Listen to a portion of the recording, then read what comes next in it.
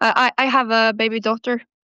She's asleep right now, but I might have to pick her up and have her join the meeting, if that's okay. That is totally fine. Don't worry. Don't worry even the tiniest little bit about that. That's totally fine. Okay, thank you. You're welcome. You're welcome. All right. So how can I help? I would like to talk about avoiding a future problem and helping myself. I don't have any close friends, and I always end up with weird people that I don't really trust. So I feel lonely, and I don't know how to show my daughter how to make friends and how to avoid bad people. I need help to try to figure out how to meet the right people and make friends, or rather why I can't do that at this point. Um, so that's what I wrote, and I would like to add that I have figured out how to meet um, people that align a bit better with me. I have joined a bit more conservative church, and I have figured or found groups that do homeschooling close to where I live.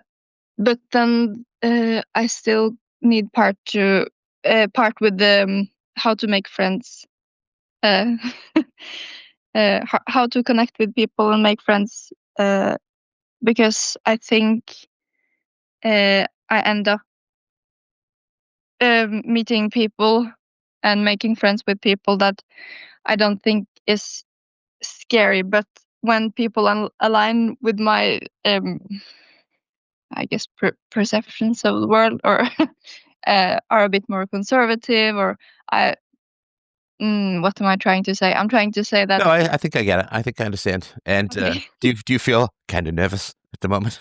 Yeah. Okay, listen, I mean, I'm sorry. Yes, I I'm get really that. nervous. Listen, I do this all the time. It's not your job, right? So just I know the deep breath stuff because I know that comes a lot from nervousness. So I totally understand that. Sorry. Yeah. Don't worry about it. If you say anything that you don't want to have released, we'll just take it out of the show. So just I hate to say just relax. Like that works, but yeah, just do your best because we're just here to have a chat. Okay.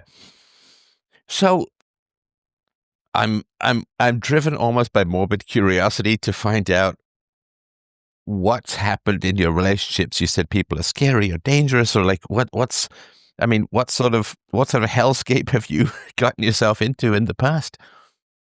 Well, I have talked to you before, actually. I have talked to you about breaking contacts with parents. So I'm from like a place where my parents ended up divorcing each other 8 times. It's now, I think. Sorry, was that And 8 times? When did we talk? 8 times. A couple of years ago, I think. Okay, good. If it was recent, I'd feel terrible, but a couple of years, I'm Oh okay. I'm no, okay. All right, so go ahead. it's okay. It's okay. No, we so my parents have like been with each other and with other people, and it's been a lot of boyfriends and girlfriends and getting yeah, it has been not stable at all. And so socially in my family, I was kind of made the bad guy, I think. Um, because my parents always told me that, oh, I'm so weird and I'm so different from everyone else, and uh, I am yeah, but or that would be the mild cases. The worst cases would be like, oh, you shouldn't exist and I shouldn't have had children and stuff like that. Oh, so So straight up like murderous, non-existent, yeah, like wish you'd never been here. I mean, so they really are yeah, sadistic in that way, right? yeah.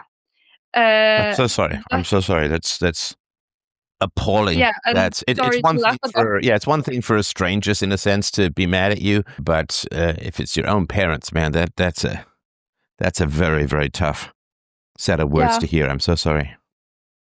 no, it's oh, well, it's not okay, but I'm going to therapy. I'm working through it. Okay. Uh, and then but it has been a bit difficult because I have a sister, and she has not been treated well. She has been more or less neglected, but she has also been like not screamed the same things at, or we got different treatment. I'm the oldest one, so I got like, oh, you shouldn't exist, or we don't like you, and or you're weird and different, and other people probably won't like you. And my sister got more like, or nothing, actually.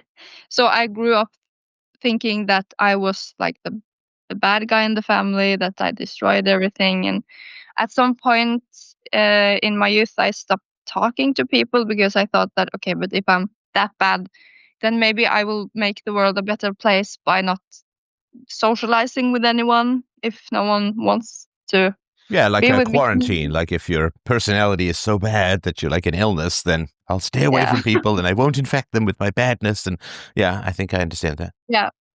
So I think that's where I come from. And then I think the reason I'm calling it bad people, like to avoid bad people, I don't really believe that everyone is just bad, but um, Well, no, I because if would you like, did, then you wouldn't be calling me because, like, well, everyone's bad. So there's no, like, nobody calls me to say, how do I fly by flapping my arms, right? At least I hope not, no, because it's not no, possible. But sorry, go ahead.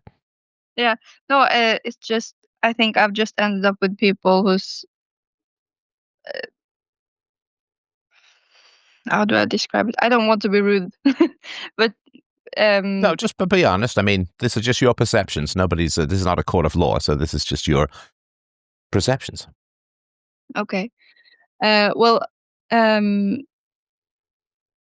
I usually end up with friends that's, if I'm honest, for example, with oh, sorry, I just have to go take the baby. Sure, no problem.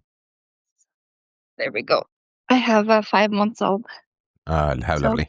And listen, if your baby gurgles, coos, cries, makes noise, don't sweat it at all. We're very pro baby here. So okay. I That's miss those sounds, and I'm still a ways away from grandfather, so I'm delighted to hear baby sounds. So don't worry about that at all. okay, thank you. Yeah, no, so I usually end up with, I couldn't say to people I don't like divorces, because usually my friends would be like, "Oh, but sometimes divorces are great, and what about the bad relationships?" And or I could end up with people who honestly be like, "I like that Charlie Kirk is shot." Oh gosh. Um, yes, and so I don't think I have any friends right now that would say that, but I think I have friends that's on the borderline to say something like that, and uh, I don't think that's people I should introduce my daughter to, Right. and I don't know like how to mm, connect really. Uh, Right. So tell me a little bit more about how, and if we talked about this last time, just please let me know and we'll move yeah. on. But tell me a little bit about your experience of your parents treating your sister. I wouldn't say treating her better, but not treating her as badly as you, because neglect is pretty terrible too. But what was your experience Well, of that? uh, my experience, or it's a bit different from when I was a child, because when I was a child, I thought that they liked her more, and that okay, they're letting her be, so they're like, um, I'm must be terrible, and she must be great. That's my thought as when I was little. But from an adult perspective, I think they might have even treated her worse, because they think she's normal, but they also think that normal children are bad in a way. Like when she had nightmares when she was little, they would lock her up in the bathroom because they were tired and wouldn't deal with it. Type of neglect, and that just Well, that's a bit so more I than don't, neglect. Yeah, neglect is yeah, that, we have no time for you. We're going out. We don't care. We don't read to you.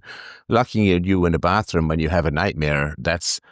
I would argue that's beyond neglect. yeah, yeah.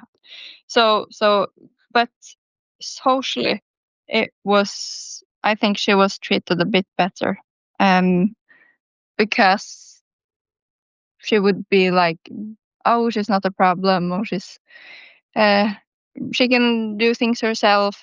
It's fine. I don't really remember they talking too much about it, but with me it was more like, oh, uh, she's always troubled about this. Mm, I'm sorry. No, that's fine. Now, did your parents ever compare you or your sister to any other of their Yeah, own parents? Like, was it, oh, you're just like my mother, or you're just like my father, or was there any of that sort of cross pollination from the generations? well, my mom sometimes she would I think she would think of me a little bit like herself, because she would be like, oh, my parents always thought that I was weird, but it's just ADHD or something, and you have it too, so you're weird as well, or something like that. but but not with any other family members, I think. And what would That they makes sense. say about the weirdness? How would they describe it? Or would they just use the word without any explanation? Mostly just a word, but um, or they would say that I had too much energy and that I had to calm down a lot, and that they would say that I was like um mean to them, and that my apologies didn't mean anything. Uh, but mostly it would be like, uh, you're weird, and I would ask, okay, but how am I weird? Or no, you're just weird. It's a thing. Right. Well, and for a lot of cruel parents, treating one sibling better is part of the cruelty. Yeah. It shows you that they can be nice, or at least nicer. So it's clearly you who is making them not nice, if that makes sense. Like, you're the one who's provoking them, because look, your sister doesn't do it. We're fine with her. Or at least we're not as cruel with her because she's not weird. And so they're cruel then in two ways. One is that they're cruel to you by showing you that they can speak, they can deal with children in a less negative way. And also then they're cruel to your sister because she sees how they treat you. And you don't have the example of seeing an older sister treated this way by your parents. So she falls in line, and she is more frightened of negative consequences because she saw and sees what happens to you. Okay. I see. Yeah. Yeah. Okay. So the father of your child. Yes, my husband. Congratulations. He's not one of the people you need to get away from, is he? No, Good. absolutely not. Good. Yeah. I hesitated to bring it up. Yeah. No, Okay. I'm sorry. I should have brought it up. My husband is the one that saved me from my family. Good. We met at the school where you sleep at the school. Yeah. So we lived at the school, and then we became boyfriend and girlfriend. And when he understood what family I came from, he was like, "No, this is not good. Something has happened." And then he introduced me to your shows, and I would listen a lot to your shows, and I would be like, "Oh, that happened to me. Oh, and that happened to me, and that doesn't feel so great." And then I would slowly realize that, oh, they're kind of wrong, and they're bad people. They're not good to spend time with. Right. Yeah, a lot of Yeah. men don't realize that the rescue the woman from the fire-breathing dragon is rescue the innocent young woman from the fire-breathing is verbal abuse and verbally abusive parents. So, and of course, there's great danger in that. But you get the maiden if it works out. So, okay, Yeah. all right. So, what sort of oddballs have you had as friends before? What would you look at them? And again, this is just your opinions, but what would you look at and say, well, that person is strange? And if I looked at them, I'd say, oh, that person is strange. I mean, how is it that we would know that looking at your prior friends? Well, what do you mean, like looking at them visually, or No, just? I mean, if it's visual, yes. If it's not visual, how else would I know that they were oddballs? Well, I had a friend that like she preferred, for example, to let out air in public. Um, She preferred, like that was okay. It wasn't like, yes, oh no, it was like, oh good, yeah, okay. and were kind of the full package of like Greenpeace, Save the Planet, everyone Well, save who's the planet while adding CO2. That seems odd. yeah, yes, So, like and a lefty with no sort of physical boundaries or consideration for others. yes, Okay. yes. Another friend of mine would be um, some Christian friends uh, who would tell me that it's important that I get back to my parents, and that it really is all about forgiveness. And then I would have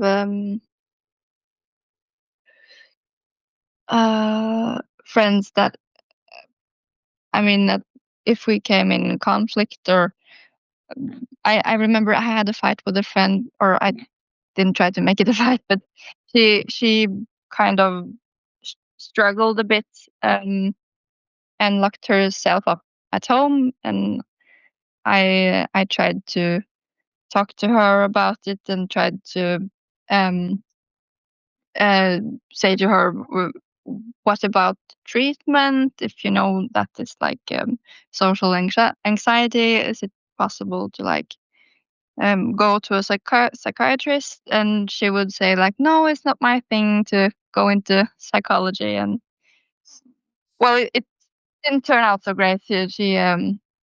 She also said, I think she tried to like um, escalate the conflict in a way, with saying something like, oh, but so you're breaking contact with everyone you meet, like your parents, and that.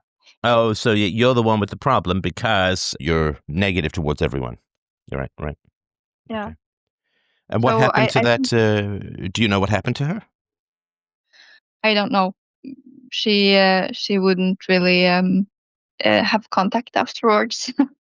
Do you never Uh, do you? I mean, maybe you're alone in this, but do you never sort of check up on people afterwards if you're curious? Because now with the exciting joys of social media, you can usually check up and see how people are doing.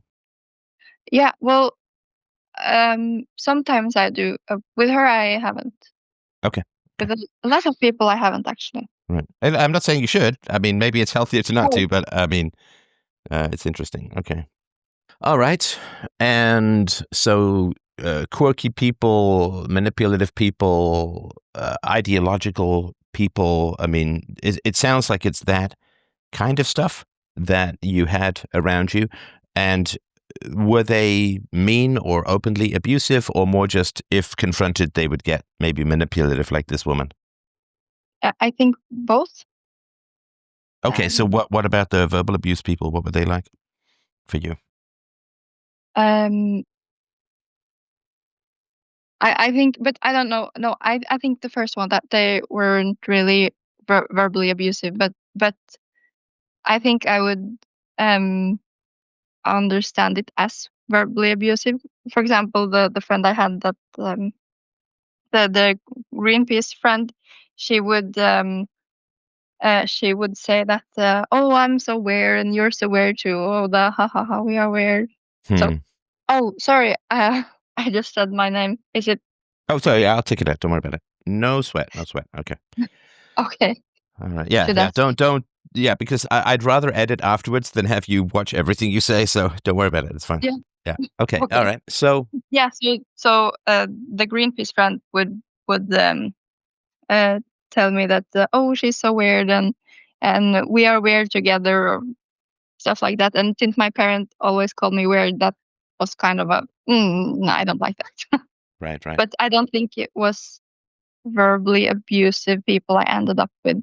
Actually, I just think it was not my type of people and people I couldn't really stay connected with. So I think I ended up choosing people that weren't so bad to lose if I should lose them, because I thought that I was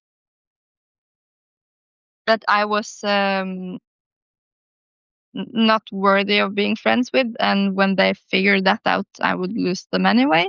Hmm. Does that make sense? Yeah, yeah.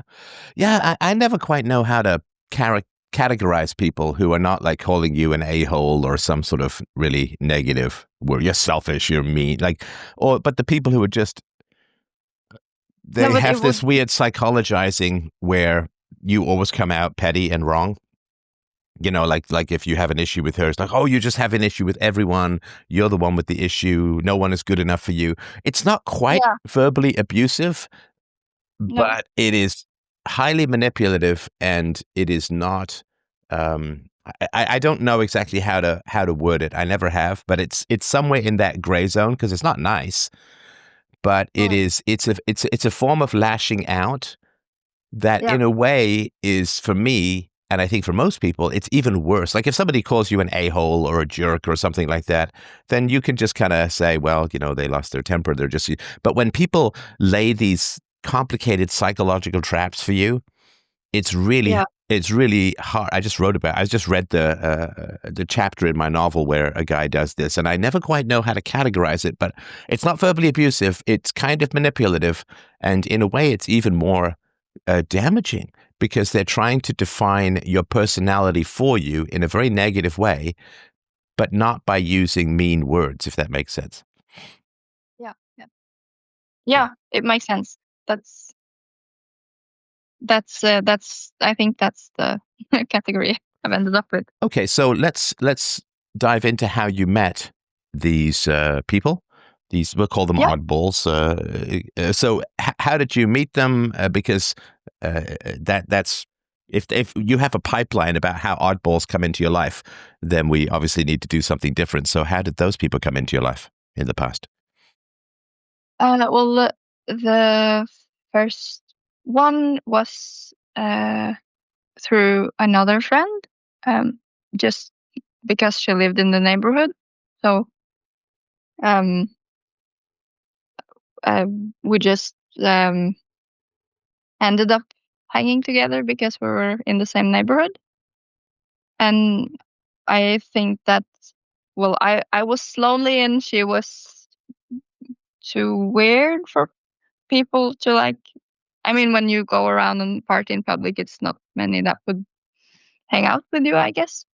So we kind of just ended up hanging together because I didn't think that anyone else would hang out with me. And then the one that escalated when she had anxiety, I think we met through work. Yeah, we met through work. I worked in a store, and she worked at the same place. So we also just it's a lot just ending up with people actually.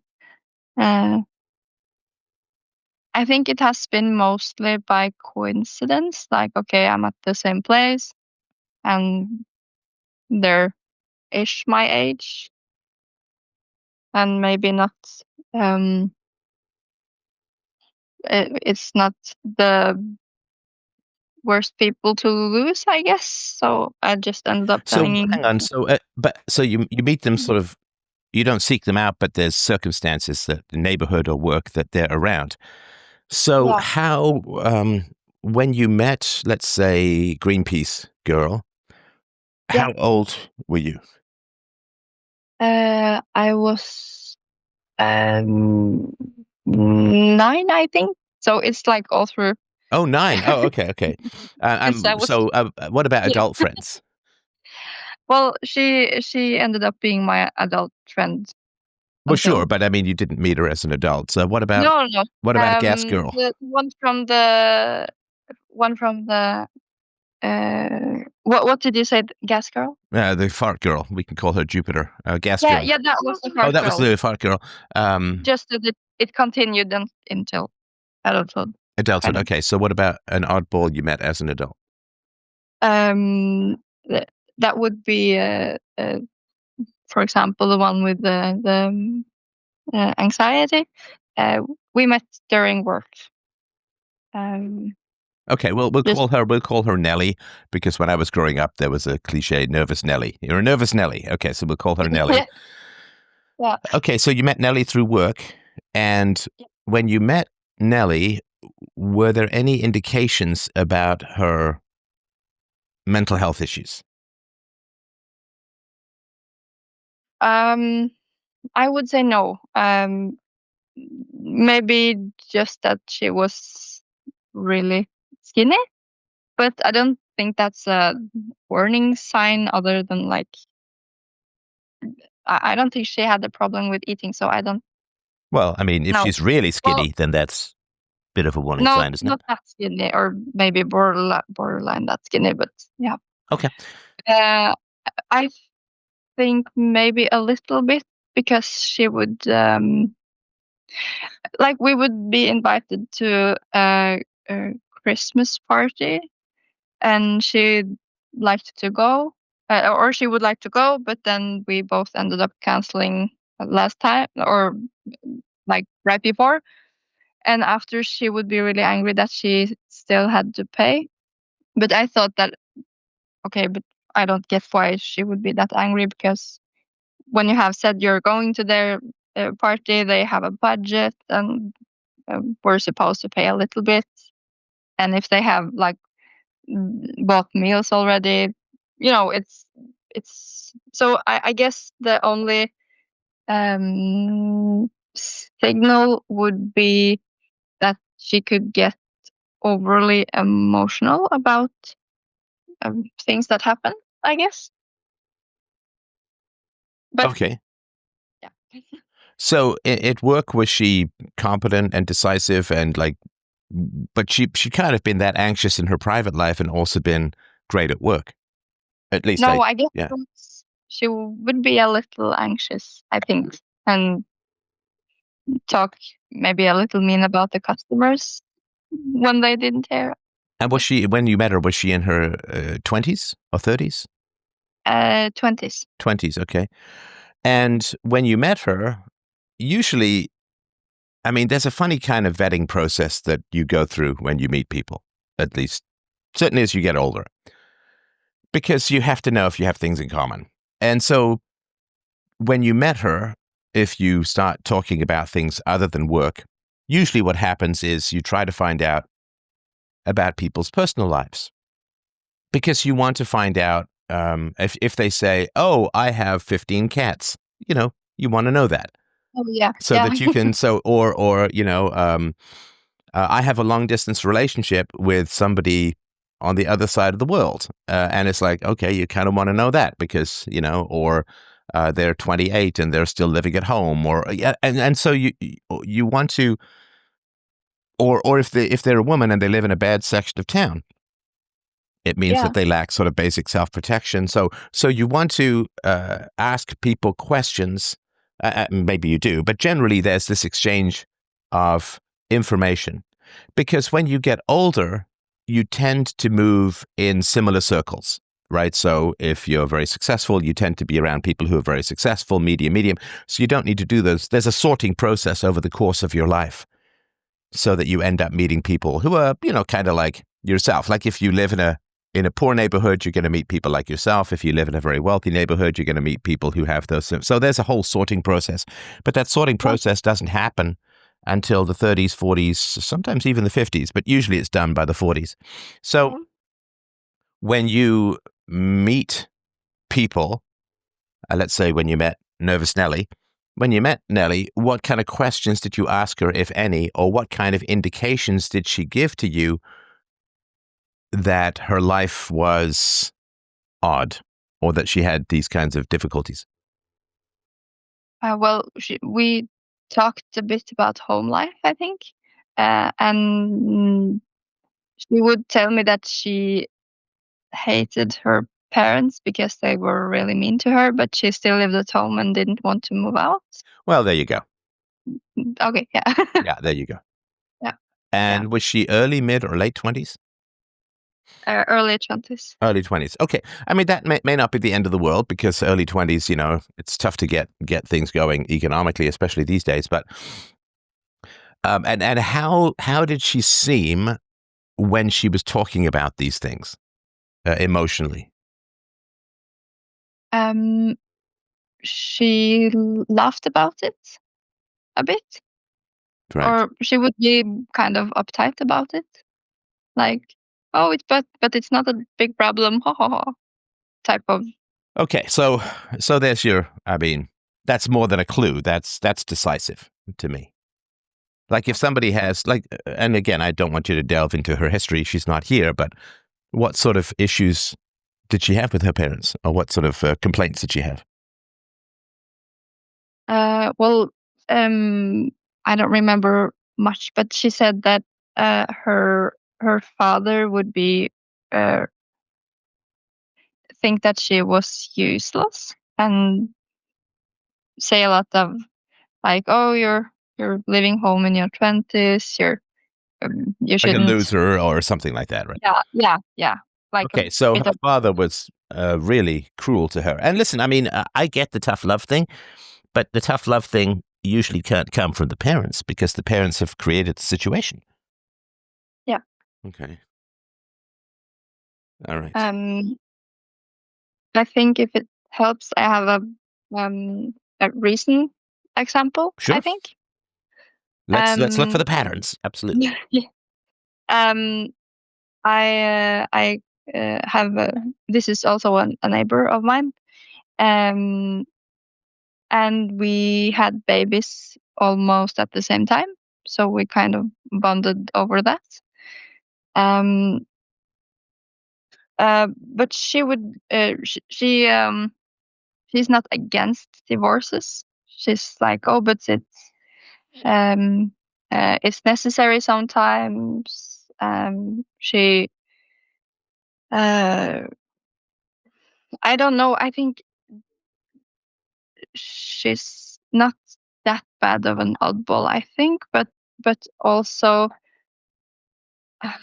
we really don't align, I think, as well. Right. We can talk about everything like um babies, diapers, children, stuff like that, but um she would also think that it's important that uh, rich people share all their money with poor people. And when I said that I was a bit more conservative, she would ask if I was a racist straight out. What? Yeah, and I Oh, asked. because say black people generally are poorer than say East Asian people. So if you don't want redistribution, you must be a racist. Is it something like that? I think so. Okay. And yeah, or I think we discussed political parties, Hmm. and she would be like, "Oh, but I will be a bit disappointed if this and that is what you vote," and I would be like, you then you just have to be disappointed," So and hang she on. would be So like, if "Yeah, you said I don't want the government to take money from the rich and give it to the poor, she yeah, then asked you if you were a racist. not that, no, no, yes and no. If you vote for the party that doesn't want to take money from the rich to the poor, does that mean that you're racist because the party is racist? She said. Yeah. See, personally, that would be it for me in in that conversation. I Yeah, would not pursue it any further. Now, at this, I'm no, not telling you what you should do, of course. I'm just saying that yes, if somebody is so so indoctrinated that they just say, well, everyone who's conservative is a racist. And you say, well, I'm a conservative. And they say, well, then are you a racist? It's like, I mean, I wouldn't even know, like, how could you, there's too much intellectual damage to undo. Yes. If that makes sense. Absolutely. And it's not your job to try and fix it. And of course, also, and I posted this on X, I think yesterday, or the day before, people don't evaluate your ideas. They only evaluate the effect your ideas have on their relationships. So if she's friends with everyone who thinks all conservatives are racist, then if you try to change her mind on that, she knows that every single one of her friendships is going to be, toast, dead. Because so she is. I don't deal with individuals. I deal with systems. Like it's like saying, well, I'll just remove you, build a house of cards, right? I'll just take this one card out from the bottom. It's like, but it's a whole system, right? And so I don't look at people having ideas. I mean, obviously there's exceptions, but most people, I don't view them as having ideas. I view them as having relationships based upon lies. And if I start undoing any of those lies, all of those relationships fall apart. And we are social animals and we need our relationships in order to survive. So basically what happens is I am setting fire to the food they need to survive over the winter. They they view it as, if I am honest, or if I accept what you're saying, I will have no friends and no family, and I will die alone in the woods. And so we're not programmed to pursue the truth. We're programmed to pursue survival. And as social animals, this gives people who propagandize a lot of power over us, because they can have us set up our relationships based upon these lies. And then anyone who comes and tells the truth, well, they threaten the relationships and thus provoke a fight or flight mechanism. Like, there's that famous picture of that woman, triggered, she's, like she's really, really angry and upset. Well, that's her fight or flight kicking in, because the truth is coming along, and the truth is a predator to the indoctrinated. So if somebody said, well, if you don't want the government to point guns at people and move money around, you must be a racist, or you could be a racist, or something like that. I mean, that's a lot of work to try and undo, if that makes sense. And why would you? It makes sense. But then again, then I have no mom friends left. Then you have what? And then I have no mom friends left, or friends with children. Because that's because, I mean, of course, listen, I accept and I understand that, and I'm not saying that you're wrong, because that's a very real phenomenon, but it also does have something to do with how you evaluate people. Yes. I mean, when I was a gold panner, like, almost everything that I found was not gold. And the important thing as a gold panner was to figure out where the gold was not. Yes. And then even if I found a place where I thought gold would be, it was as quickly as possible to get rid of all of the stuff that wasn't gold, if that makes sense. And sorry, that's a kind of a cheesy analogy or a silly analogy, but the sorting process, if you're looking for people who think, if you're looking for high quality people, then having a sorting process is really important. I mean, let's say that only 1 out of 20 people can think. I mean, who knows what the real number is, but let's just say, or let's say 1 out of 10. It'd be nice. Be nice. So 1 out of 10 people can think. So you have to be really rigorous when it comes to figuring out who you're going to talk to. Yeah. And so I think that's part of what you're calling about, is how do we find the people who can think? Yeah. And I think so. If you are, the number of women who've gone very far left over the past 10 to 15 years is very high. So again, the gold has become more scarce. And so if you are looking at, I mean, sorry, this is the question. So the further you go, are you religious? Are you a religious woman? Yes, I'm Christian. Oh, good. Okay. That's fantastic then, because if you weren't, then you have to sort of, in a sense, pick your challenge, because the further left you go, the more people will probably agree with you about religion, but the less they'd agree with you about ethics. And the further right you go, the more people would agree with you about ethics, but the fewer people would agree with you about religion. So the fact that you are religious is great in terms of finding people who agree with you both about God and morals. So Yeah. okay, so that's good. So homeschooling groups, you said you've looked into those. Is that right? Yes. I've met up with one a couple of times, and there's all kinds of people there.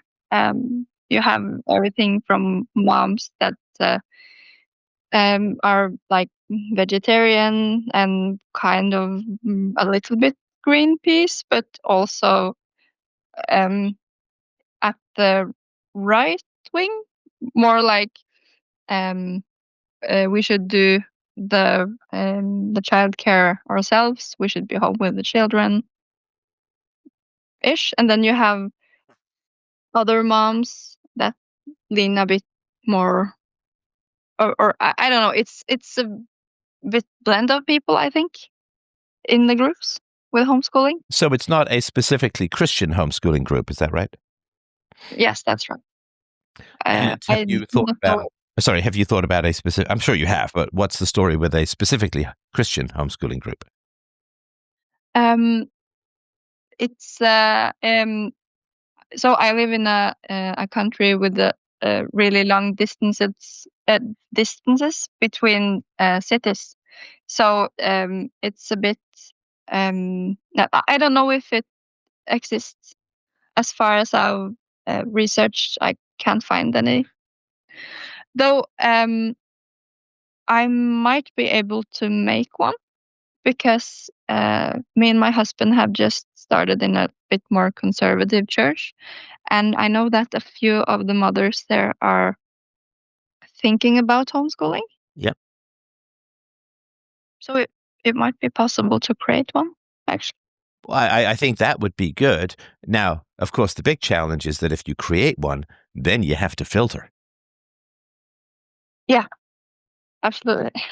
Yes. So, so then the question is, if you're going to start one, how do you filter? Yeah. And also, I think, sorry, I just have to move something that's No, I no, don't want it's fine. It's fine. my baby Again, to. don't worry about it. That's totally fine. Parenting is a delightful thing to hear in the show. So, We are a bit close to the cat's room, you see. There we go. Um, yes, I need to know how to filter. okay. So, Um, how conservative is the church that you go to? I'm as conservative as women aren't allowed to be priests. Okay, got it. So, Um, is there uh, how many parents are there? um, I think it's almost only parents Okay, and young men. and is there no group there already? Not yet. I think it's a quite new church. Um, and no, it's not that new. It's 20 years old. Um, uh, there's nothing there yet, but like it's Sunday school, and there's the parents know each other, but I haven't heard anything about something there yet. No. Okay. Well, I would say that obviously would be you can talk with the priest, and if you can recruit people for a mom's group, you could just call it, or a parents group. If you can recruit people from the church, then I mean, you'll still need to do some filtering because Lord knows not everyone in the church is totally mentally healthy, but I think you can at least have a good base to start from.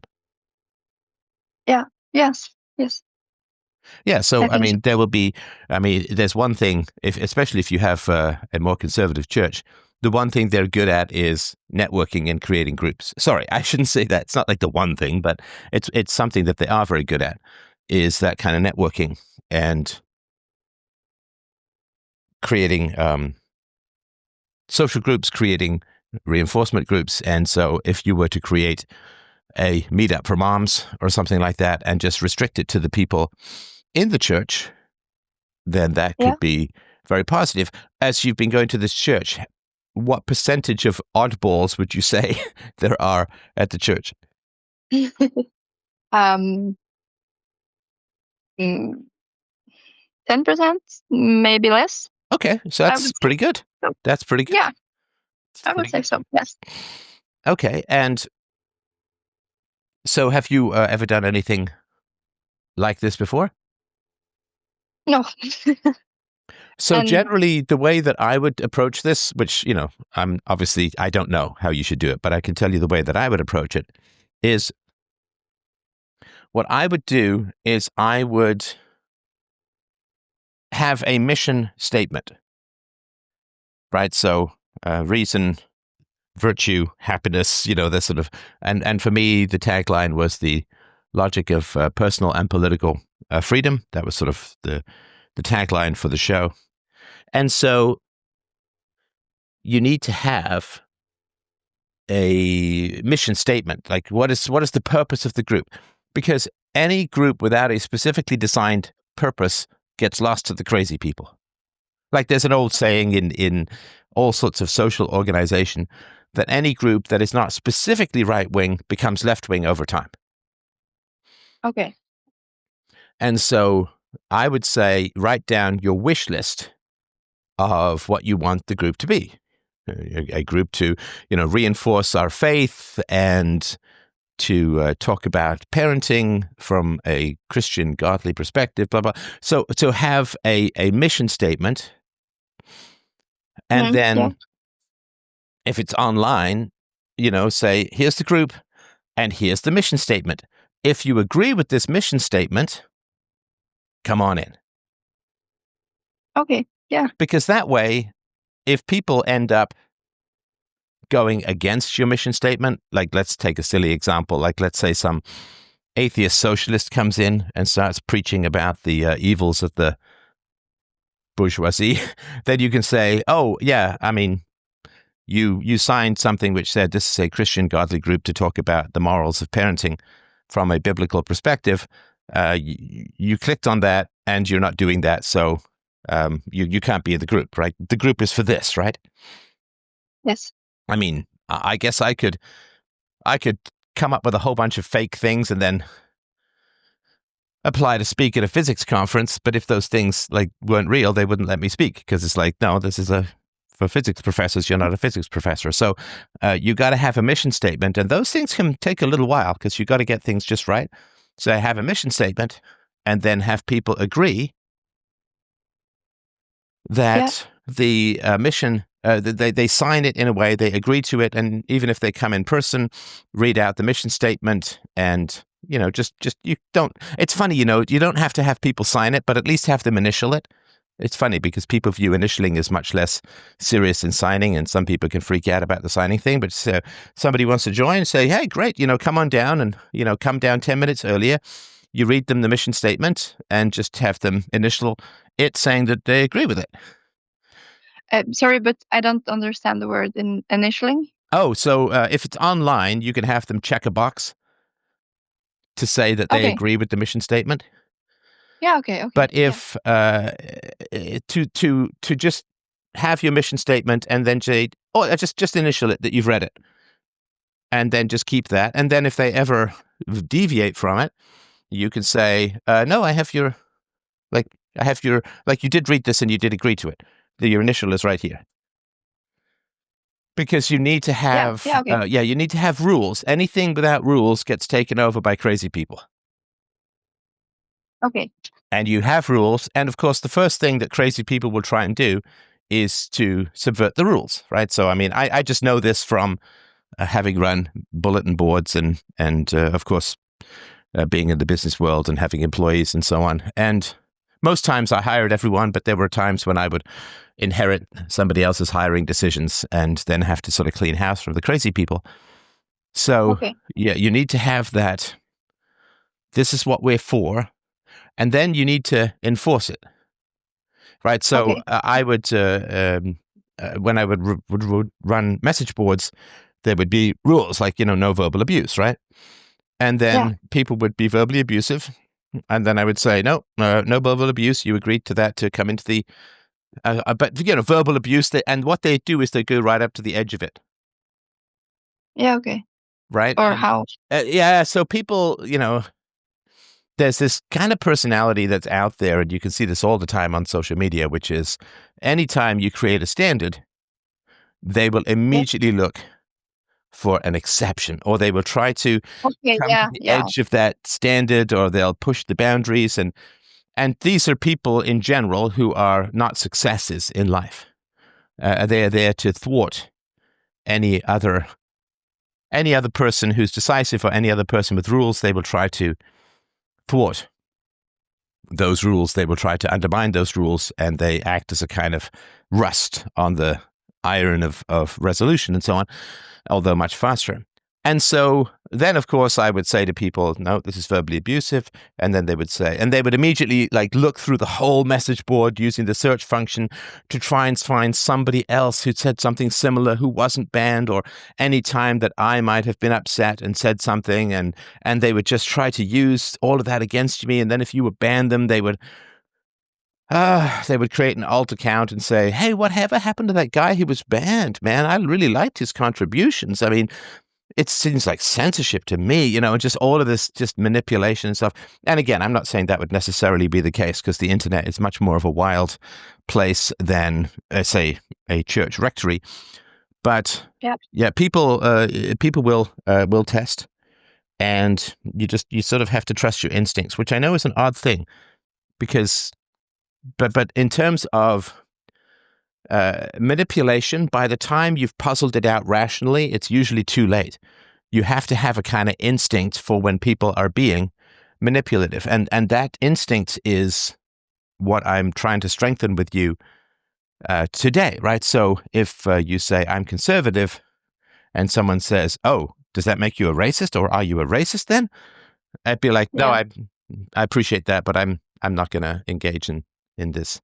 Or, because then they're trying to put you on the defensive. They're being very aggressive, and they're calling you, what has become and is a terrible word, right? I mean, this is like the worst thing in the West is to be a racist. So that's very aggressive. And, if somebody said to me that, let's say they said, I'm an agnostic and I'm married. And I said, oh, well, as an agnostic, you have no moral values. I guess you're cheating on your husband. That would be kind of rude, right? Yeah. Now, it might be true, but probably not. So that would be very aggressive. And if I said, well, these would be the logical results of, and even if I was wrong, right? Like if somebody said to me, I'm a Christian, and I said, oh, so that means you're secretly a Satanist and you eat babies, they'd be like, what now? About, right? So, I mean, conservatism has no relationship to racism. And of course, you could make the left are the real racists. You could make those arguments all day long. But this is just how people have been programmed to vote for the left, right? Especially people who are non-white. They vote for the left because the left just says, oh, white people are racist. White people are conservatives. Conservatives are racist. Therefore, white people are racist. Therefore, they'll take away your rights. Therefore, you've got to vote for us. Like all that kind of programmed hysteria. So I would not engage with that. I mean, I did a show the other day. Sorry for the long speech. I did a show the other day where a guy was saying, I said, well, do you believe that rocks exist? And he's like, I think so. And I'm like, okay, well, I'm not going to engage with somebody who doesn't even know if rocks exist, because I'm obviously much less real as a voice in his ear than rocks. My words are a lot less real than rocks. So if he doesn't believe that if he doesn't know that I'm real, and he doesn't accept the objective meaning of my words, then I won't engage with him. And then, of course, he got all kinds of huffy and all of that. It's like the determinists. Like, if I would disengage from a determinist, they'd get upset with me and say, well, you got to continue the debate, or why are you quitting? Or that's cowardly, or blah, blah, blah. And I'd be like, no, it's predetermined that I quit. It's not my choice. You say I don't have any free will, so if I choose to quit, there's nothing to get mad about. So the moment they get mad about it, like, so you're just looking for people to be hypocrites. I mean, Okay. you could get aggressive. I'm not saying you should, but if somebody says you're conservative, oh, therefore you have to defend yourself against a charge of racism, then if they're a Democrat, then you could say, well, I guess you approve of the Holodomor. You approve of the murder of the kulaks and of the bourgeoisie. Or, oh, you're on the left, therefore you must approve of the murder of Charlie Kirk, right? I mean, that would be, I mean, not everyone on the left approves of these things, and so on, right? And so that kind of punching back, though, is usually, it escalates to people who don't respect rules. You know, one of the problems with the leftists is they only respect power, not rules. The right are kind of hamstrung by objective moral rules through Christianity, but the left they don't have any rules. And so it's like there are two rabbits, and one rabbit can only run right, but the other rabbit can run left and right. Well, which one's going to get caught? It's the one that is constrained in its movements and behaviors by rules. So, so start a group and come up with a mission statement. I'm sure your husband will be happy to assist you on that. Come up with a mission statement about what the group is for. And then you get people to initial or checkbox it online, have them, and then have an interview with them, right? So if somebody wants to join the group and you don't already know them from church, then have an interview with them. A friend of mine who lives in the States was trying to join a homeschooling group, and he had an interview, a fairly extensive questionnaire and an interview to sort of vet him and his family, and to see if he would be allowed to join. And then he did join, and he stayed in, but there was an issue with somebody who was breaking the rules. There was a meeting, and then their family was kicked out. And so you have to be, I wouldn't say strict, but you have to be resolute that this is the mission statement. Yeah. And if you agree to it, then you have to stick by it. And if you break the rules, we'll have a conversation and we'll sort of remind you. And then if you keep breaking the rules, you got to go. Yeah. Yeah. So what do you think? I think it's a good idea. It makes sense to me. I just, I don't feel confident enough yet. Does that make sense? Of course. I mean, I'm telling you to do something that your parents trained you against that you've never done before. If you felt confident, that would be insane, and you're not crazy, right? So no, of course. I mean, that makes sense.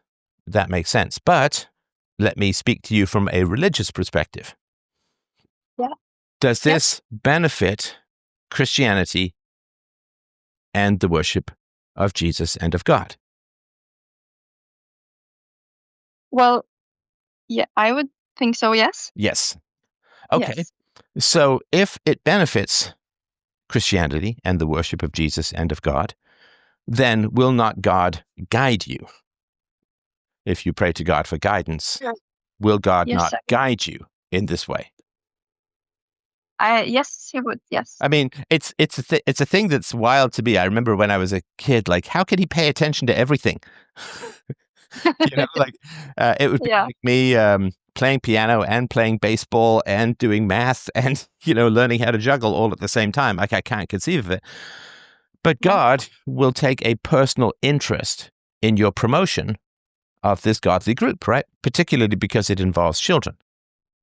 Yes. Yeah. So God will guide you. If you pray, if you consult with your husband, you consult with your conscience, you consult with your priest, then God will guide you. Because you have instincts that your parents can distort but not destroy. And this is very true about the victims of child abuse as a whole.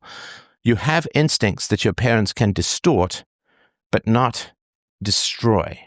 So they can hijack your fight or flight mechanism and make you frightened of conflict because they're so aggressive. And so they can hijack your fight or flight mechanism, but they can't erase your fight or flight mechanism. So you just kind of need to wrestle yourself back from the enemy, but you don't need to rebuild yourself from scratch. It's like some criminal grabs a knife from you. You just have to grab the knife back, but he can't destroy the knife.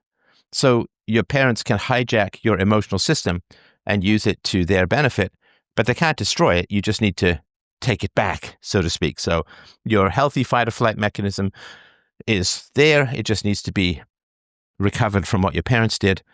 And prayer, consulting with your conscience, consulting with your deepest self. If you're not religious, you're praying to the deepest aspects of yourself, which are beyond the reach of your parents. Your parents can't verbally abuse you and destroy your liver or your kidney. I mean, they can hijack your systems, but they can't destroy them. So it's just a matter of taking them back. And so your healthy scanning for and identification of crazy people, dysfunctional people, oddballs, eccentrics, manipulators, and all of that.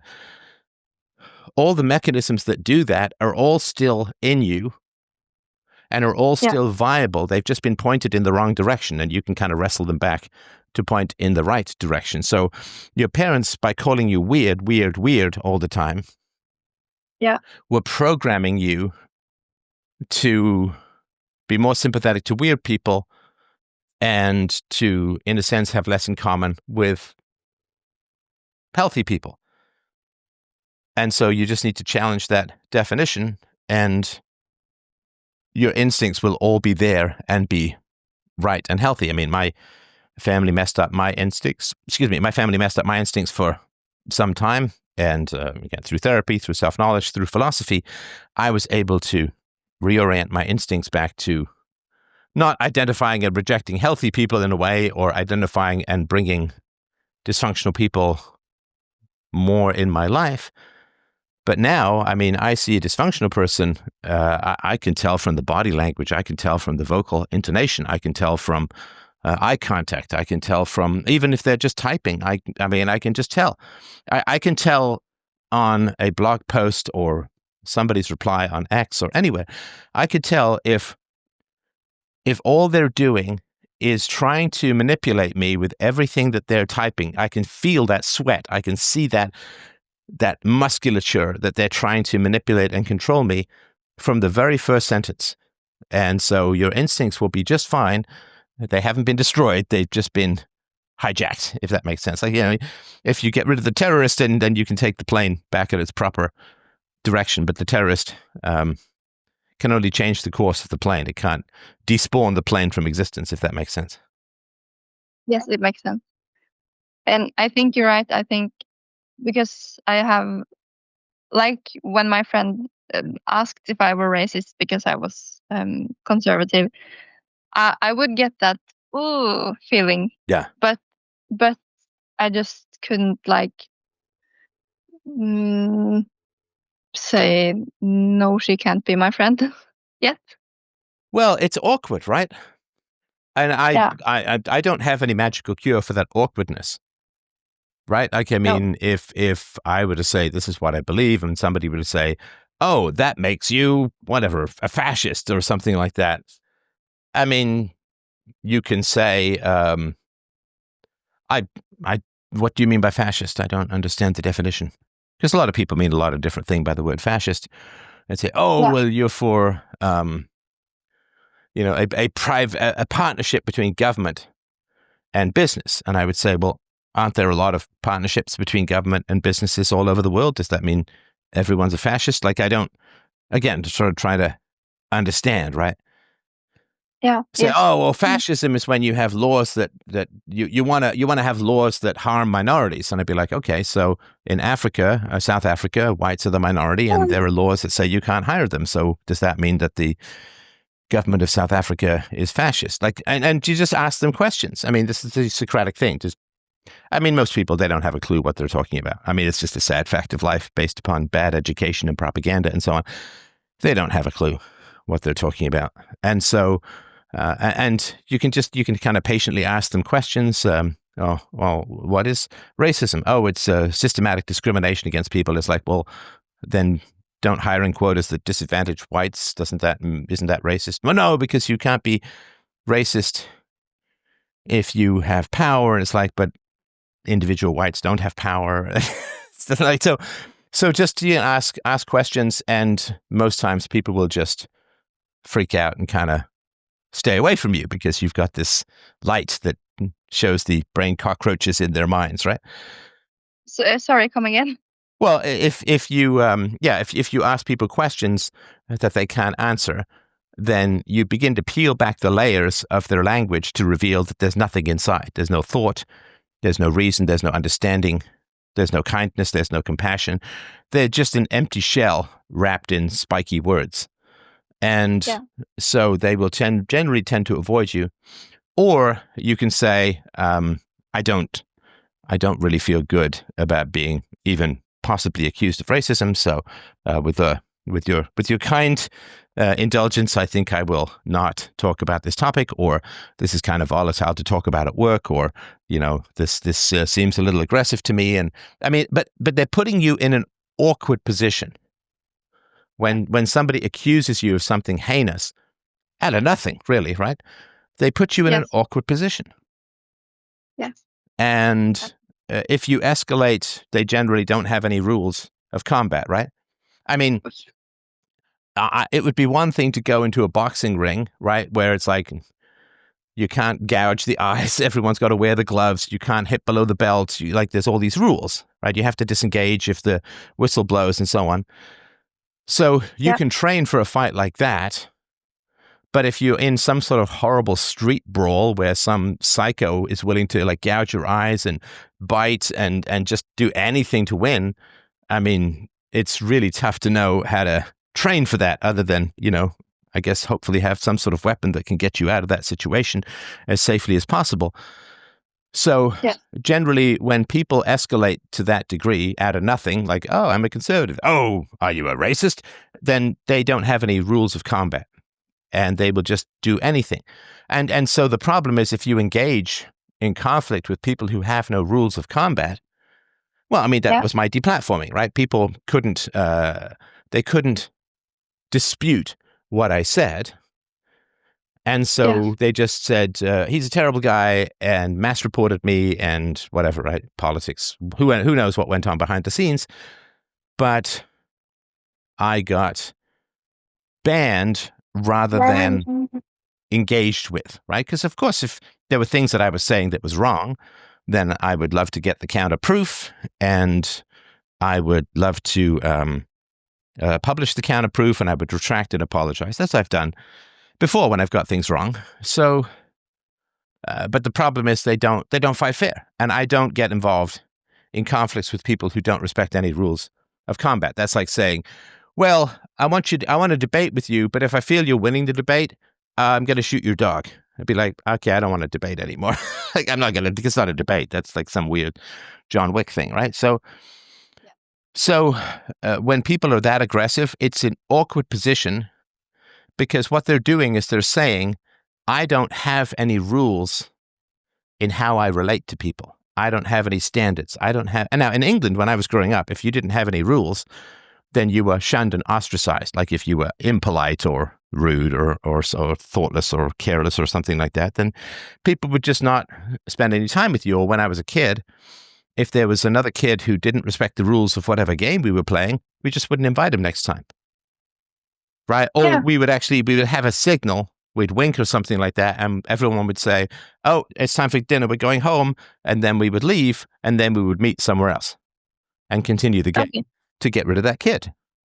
And then if that kid came and wanted to join in the game, we just wouldn't respond to him. Or if he tried to join in the game, we would either tell him to go away, or we would just say, oh, it's, we've all got to go. And then we'd meet somewhere else. And then the kid would figure it out. And either the kid would end up learning to play by the rules, or they'd just be permanently ostracized. And so we had that sort of But we don't really have that in society anymore because everyone can get resources through the state. So we've lost our power to ostracize, which means we've lost our power to enforce rules, which means people either have rules because they have a conscience or they don't have any rules because they don't have a conscience. And then we have no way to enforce anything. So it's an awkward position to be in. Yes. And that's part of the design of the plan is to put the good people in awkward positions and watch them squirm, right? And so that's kind of like for you being called a racist or something is kind of like your parents calling you weird. It triggers all of this shame or feeling of wrongness or something like that, right? Yes. That's tough, yes. and I sympathize, and I certainly wouldn't. But yeah, you can get out of those situations, and you don't have to confront anyone. I generally don't confront people who don't have any rules. Right. Okay. You know, if I'm engaged in a conflict with someone and they pull out a knife, like I'm going to just leave. I'm not going to engage at that level, so to speak. So, you know, when I was happy when I was in Australia and hard leftists were sort of outside the venue. If they were protesting, I'd go out and chat with them, and we even sent out some umbrellas when it was raining. But the people who were really violent, I didn't engage with them because there's just no rules then. So, so if people are like that, then your sole goal is to try and don't defend, don't engage. Your sole goal is to try and get out of the situation with as little provocation as possible because they've signaled that they're not capable or willing to engage in civilized discourse. And therefore, your sole goal is to get out of the situation with as little escalation as possible. So you can ask them definitions if you want. That's a little easier for me. It's online. But if it's someone right there, I would not. You know, once or twice over the years, I've had someone confront me in public and be really sort of upset and mad and so on. I'll ask them a couple of questions to gauge if they're at all interested in a reasonable discourse. And if they're not, I just disengage and leave. Yes, okay. Okay.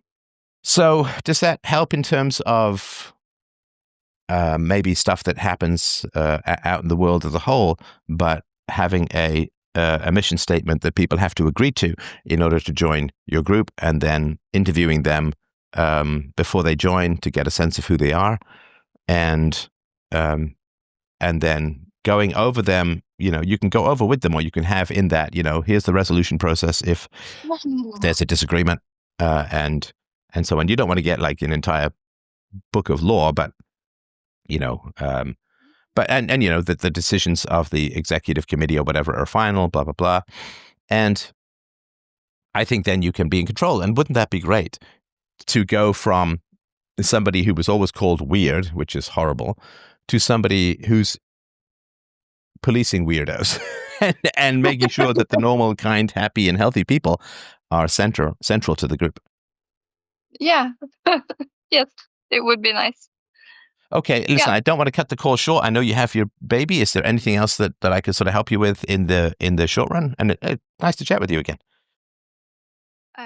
Nice to chat again. I think that will do. I think well, now I have a lot of things to do. I have to make a group. Yeah, and there may be templates. Like if you try and join other groups, they may have templates. You could just try and join, read the template, and then decline or whatever, and just sort of see what they have. But I think that would be, and of course, your husband sounds very wise, as are you. So I'm sure you guys can come up with something good. But yeah, that would be my suggestion.